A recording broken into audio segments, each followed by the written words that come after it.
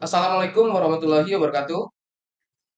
Di sini saya akan mendemonstrasikan tentang materi identifikasi dan instalasi perangkat keras yang ada pada komputer. Di sini teman-teman bisa melihat di depan saya ada sebuah PC yang telah dibuka casingnya. Teman-teman bisa melihat di dalamnya itu ada perangkat keras yang ada pada PC. Yang nantinya ini saya akan dibantu oleh teman saya untuk mengidentifikasi satu persatu hardware yang ada pada PC ini.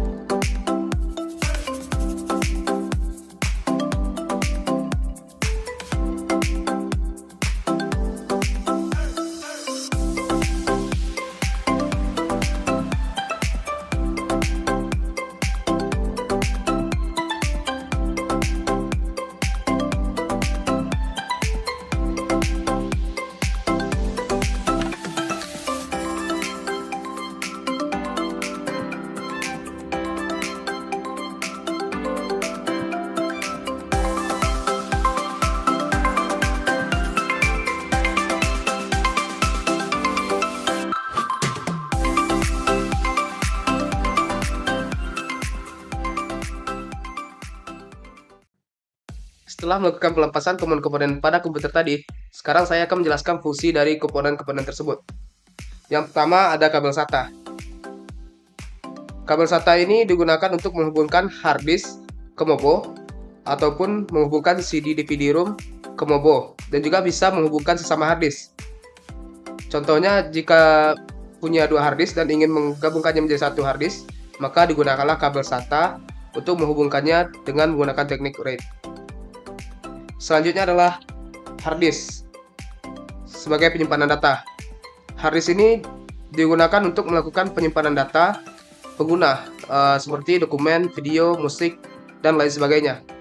Selain hard disk ini ada media penyimpanan data lainnya seperti SSD. SSD ini memiliki kecepatan yang lebih tinggi daripada hard disk, yang dimana kecepatan SSD bisa 10 kali lipat dari kecepatan hard disk. Dan untuk hard disk yang saya pegang sekarang itu memiliki kapasitas 500 GB. Selanjutnya LAN card atau NIC, Network Interface Card. Ini berfungsi untuk menghubungkan sebuah komputer ke dalam jaringan. LAN card ini dipasang pada slot PCI dalam MOBO. Tipe port yang banyak digunakan pada LAN card ini adalah tipe port RJ45. Selanjutnya ada RAM. RAM atau Random Access Memory berfungsi sebagai penyimpanan data sementara. Jadi ketika sedang melakukan sesuatu, data yang dikerjakan akan sementara tersimpan dan terbaca pada RAM secara otomatis. Besarnya RAM itu mempengaruhi seberapa banyak kita bisa melakukan multitasking. Jadi semakin besar RAM, semakin banyak pula kita bisa multitasking. RAM memiliki beberapa tipe, yaitu tipe DDR1, DDR2, DDR3, DDR4, dan DDR5. RAM yang saya pegang ini merupakan RAM bertipe DDR2. Selanjutnya ada heatsink. Heatsink ini berfungsi untuk menyalurkan panas dari komponen di bawahnya. Heatsink yang saya pegang ini untuk menyalurkan panas dari prosesor, karena di bawahnya adalah prosesor. Ini tampilan bawah heatsink. Selanjutnya ada fan cooler. Fan cooler ini digunakan untuk mendinginkan komponen-komponen yang ada pada komputer. Selanjutnya ada VGA card. VGA card ini berfungsi untuk memproses dan menghasilkan grafis yang ditampilkan pada monitor. Port yang digunakan untuk menghubungkan VGA ke monitor bisa menggunakan VGA port, HDMI, dan DVI. Selanjutnya ada prosesor. Prosesor ini merupakan inti atau otak dari komputer. Prosesor terletak di tengah MOBO, dan prosesor ini memiliki fungsi yang sangat penting bagi seluruh operasi komputer, karena semua perintah dimulai dari prosesor. Ada 3 komponen utama di dalam prosesor. Yang pertama itu adalah CPU atau control unit yang berfungsi untuk mengatur kegiatan input dan output. Selanjutnya ada ALU atau Arithmetic Logical Unit yang berfungsi untuk melakukan perhitungan aritmatika.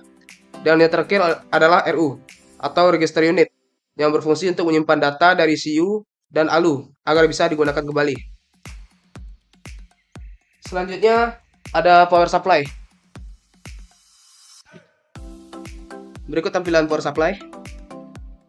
Power supply ini berfungsi untuk mengubah arus AC atau tegangan tinggi menjadi arus DC atau arus tegangan rendah agar bisa digunakan oleh komponen-komponen komputer. Power supply ini biasa disebut PSU yang memiliki jenis watt berbeda-beda, seperti varian 250 watt, 400 watt, 500 watt, 750 watt, ataupun 1000 watt, dan tingkatan lainnya tergantung besarnya listrik yang akan dipakai. Untuk PSU yang saya pegang sekarang itu memiliki arus sebesar 380 watt atau bisa disebut 400 watt. Selanjutnya itu ada CD atau DVD room. Seperti ini tampilan CD DVD room. CD atau DVD room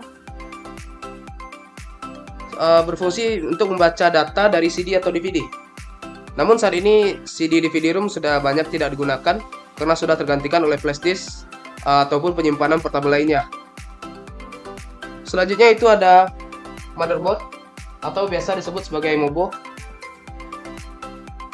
Jadi MOBO ini berfungsi sebagai tempat menghubungkan komponen-komponen yang sudah saya jelaskan sebelumnya, seperti RAM, prosesor, LAN card, VGA card, dan komponen lainnya.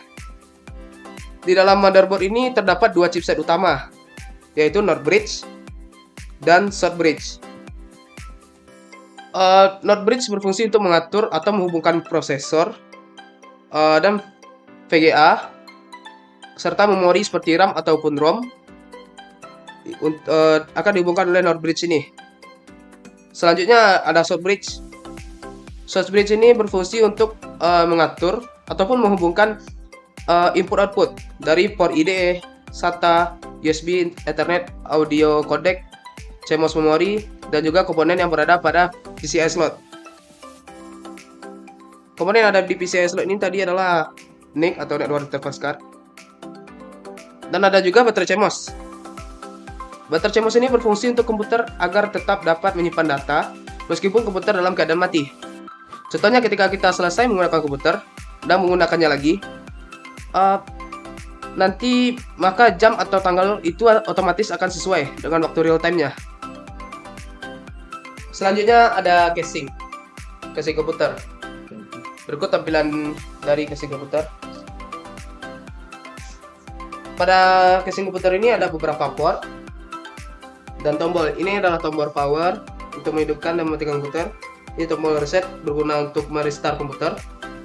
Ada port USB, ada port audio dan mikrofon, ada port MS atau MS Duo, ada port SD atau MMC, ada port CF atau CF2, port XD, port T-Flash, dan USB lagi. Demikianlah materi kita kali ini. Sekian dan terima kasih.